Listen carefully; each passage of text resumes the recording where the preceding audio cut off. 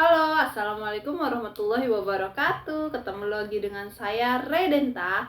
Di video kali ini kita bakal bahas tentang misteri penunggu pantai selatan. Tetap lanjut ya. Dadah. Asal-usul penunggu laut selatan. Dikisahkan pada zaman dulu teman-teman, ada sebuah kerajaan di mana kerajaan ini dipimpin oleh Prabu Siliwangi ke-6. Nama kerajaan ini adalah Kerajaan Pajajaran. Prabu Siliwangi ini memiliki hobi berburu teman-teman. Jadi dia ini pada saat itu berburu di hutan, sehingga dia ini saking semangatnya berburu, dia itu nggak ngerasa kalau dia itu udah masuk ke dalam hutan yang paling dalam. Nah, karena udah paling dalam, jadi dia itu nggak tahu lah kemana arah pulangnya, kemana jalan baliknya. Lalu dia itu karena udah capek nyari jalan pulangnya, udah muter-muter, baliknya ke situ lagi. Akhirnya dia itu duduk di bawah pohon, teman-teman. Waktu dia duduk itu, ada seorang gadis yang lewat. Gadis itu langsung dihampirin sama si Prabu Siliwangi ini. Pada saat Prabu Siliwangi meminta tolong untuk diantarkan jalan keluar dari hutan ini, si gadis ini minta atau mengajak Prabu Siliwangi untuk mampir dulu ke dalam istananya.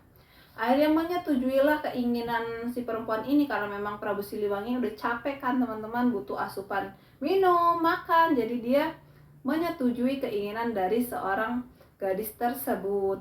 Setelah beberapa saat di istananya si gadis itu, akhirnya si Prabu Siliwangi ini jatuh cinta teman-teman, jatuh cinta dan menikahlah mereka. Nah, setelah mereka menikah ini, Prabu Siliwangi ini sering ngelamun teman-teman. Dia itu ngelamunin gimana ya kondisi kerajaan saya setelah saya tinggal beberapa lama. Jadi keinginan dia itu atau pikiran dia itu dibacalah sama si gadis tersebut. Akhirnya setelah dia menceritakan keinginannya sama istrinya itu, si istri ini nganterin si suaminya ini, si Prabu Siliwangi ini, untuk pulang ke kerajaannya. Sampailah dia di kerajaannya itu, dia itu disambut dengan sukacita bahagia oleh rakyatnya teman-teman. Karena dikira si Prabu Siliwangi ini dimakan sama binatang buas, karena pada masa itu banyak banget binatang buas teman-teman. Setelah sampai di istana, Prabu Siliwangi ini langsung bekerja, sehingga dia itu sibuk sampai melupakan istrinya yang ada di hutan teman-teman. Karena saking sibuknya, akhirnya dia itu tertidur, terlelaplah dalam kasur empuknya tuh. Nah, setelah dia tertidur ini, dia itu bermimpi ada seorang bayi yang menangis teman-teman. Setelah dia bangun dari tidurnya, betapa kagetnya dia bahwa di depan matanya itu emang benar-benar ada bayi teman-teman. Nah, dilihatlah bayi ini, ternyata ini adalah bayi perempuan. Gak lama setelah dia kaget ada bayi perempuan di kasurnya ini, ada sekumpulan asap yang mengepul dari luar masuk ke dalam kamar itu. Tiba-tiba menjadi sosok perempuan yang utuh, di mana perempuan itu adalah istrinya yang dia tinggal di hutan teman-teman. Istrinya ini mengatakan bahwa bayi tersebut adalah anakmu, katanya dia. Aku ingin bayi ini kamu dididik layaknya seorang manusia, kata istrinya ini. Setelah mengatakan itu, istrinya hilang lagi teman-teman. Akhirnya setelah Prabu Siliwangi ini tahu kalau itu anaknya, dia itu langsung memberi nama bayi tersebut yaitu Putri Kadita. Beberapa tahun kemudian atau beberapa belas tahun kemudian, Putri Kadita ini tumbuh menjadi seorang putri yang cantik dan juga sehat teman-teman. Nah, karena si Prabu Siliwangi ini suka melamun, ditanyalah sama Putri Kadita, "Ayah, kenapa kamu suka melamun?" kata Putri Kadita kan. Akhirnya sang ayah memberitahukan isi pikirannya teman-teman, di mana dia ini memikirkan bagaimana kerajaannya nanti ketika dia sudah meninggal, karena dia ini tidak memiliki istri dan juga tidak memiliki anak laki-laki sebagai penerus kerajaannya teman-teman. Akhirnya setelah berbincang lama, si Prabu Siliwangi ini meminta kepada anaknya atau meminta izin kepada putrinya ini untuk menikah lagi teman-teman. Setelah beberapa lama, si Putri Kadita ini berpikir, akhirnya dia menyetujui keinginan sang ayahnya ini. Gak lama setelah itu, sang ayah ini menikah dengan Dewi Mutiara, teman-teman. Dimana Dewi Mutiara ini adalah seorang perempuan berkebangsaan atau anak dari seorang raja juga, teman-teman. Nah, setelah itu Dewi Mutiara ini yang awalnya perangainya baik, tiba-tiba berubah menjadi orang yang suka pemarah. Terus dia itu egois, teman-teman.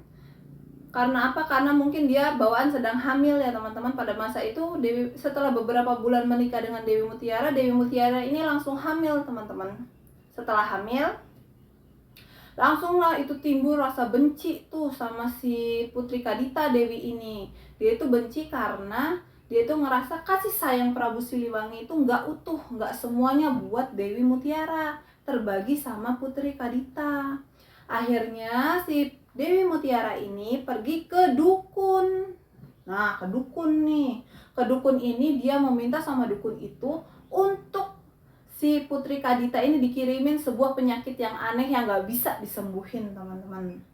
Akhirnya udahlah, bereslah nih ceritanya si Dewi Mutiara ini urusannya sama dukun, pulanglah dia.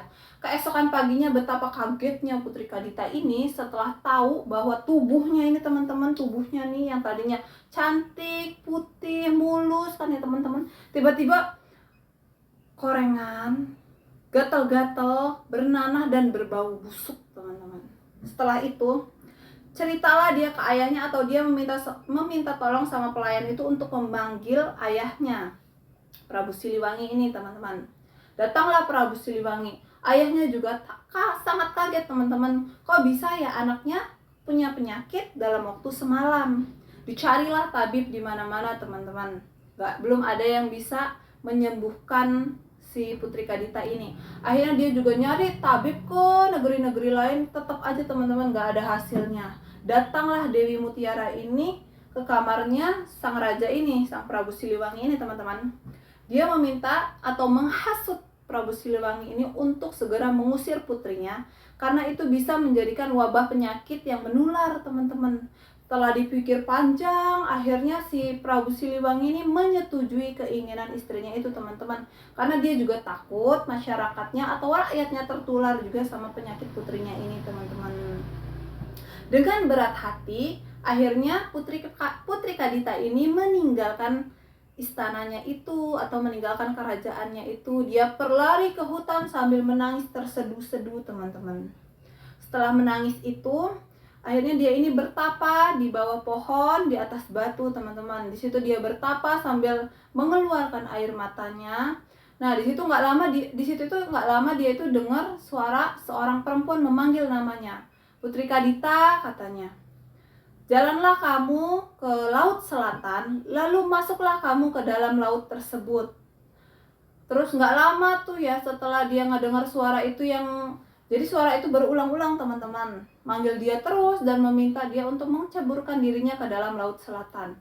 Akhirnya diikutinlah apa yang dia dengar itu, teman-teman. Dia itu berjalan ke pantai selatan, lalu dia ini juga ikutin apa keinginan dari omongan itu tersebut. Ternyata yang memanggil Putri Kadita itu adalah ibunya, teman-teman. Ibunya yang dulu nitipin dia sama sang raja Prabu Siliwangi ini. Sampai setelah masuk ke dalam laut ini, dia itu langsung membangun istananya, membangun tentara militernya, dan dia juga diberi julukan sebagai Nyi Roro Kidul di sana. Berhenti, teman-teman. Di situ ceritanya bagaimana asal-usul penunggu dari laut pantai selatan. Mitos yang tidak boleh dilakukan ketika kita berada di pantai selatan adalah tidak boleh menggunakan pakaian berwarna hijau. Menurut masyarakat setempat, jika kita menggunakan pakaian berwarna hijau, kita akan dibawa ombak menuju laut ke tengah, teman-teman. Otomatis kita bakal tenggelam kan ya. Karena menurut mereka pakaian berwarna hijau adalah pakaian yang sakral, teman-teman.